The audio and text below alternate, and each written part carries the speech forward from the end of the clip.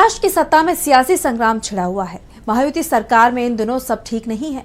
महायुति में शामिल शिवसेना शिंदे गुट और अजीत पवार की एनसीपी के बीच टकराव देखने को मिल रहा है। शिवसेना शिंदे गुट की अजीत पवार से नाराजगी की खबरें सामने आ रही हैं और इन दावों पर मोहर तब लगी जब शिंदे के मंत्रियों ने अजीत पवार पर गंभीर आरोप लगाए, जिसके बाद महायुति की कलह खुलकर सतह पर आ गई है।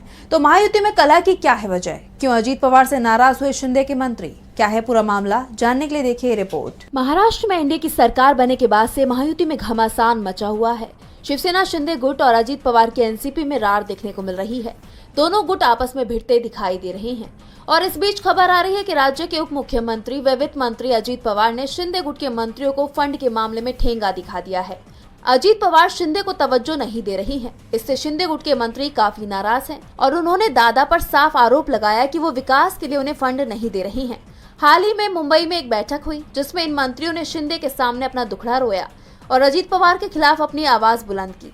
इसको लेकर उद्धव गुट के सामना में एक लेख छापा गया है जिसमें लिखा गया है कि उप मुख्यमंत्री एकनाथ शिंदे ने इस बैठक में हर एक विभाग की प्रगति की समीक्षा की।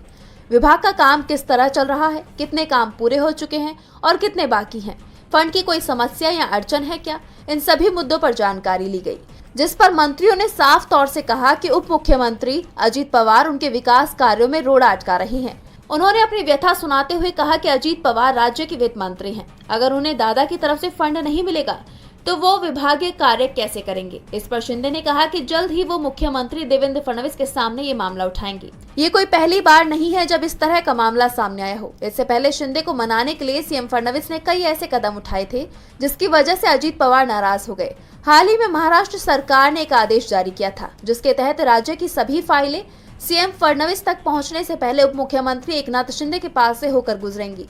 पहले ये फाइलें उप मुख्यमंत्री अजीत पवार के पास जाती थी, फिर मुख्यमंत्री को भेजी जाती थी। इसके जरिए शिंदे और अजीत पवार के बीच बराबरी लाने की कोशिश की गई। सरकार के इस कदम से अजीत पवार में नाराजगी देखी गई। बता दें कि चुनाव नतीजों के बाद से ही महायुति में कलह की खबरें सामने आती रही हैं। एक ही सरकार में रहने के बावजूद दोनों ही गुटों के बीच मतभेद समय समय पर देखने को मिलते रहे हैं। दोनों एक दूसरे को कमजोर करने की कवायद में जुटे रहते हैं।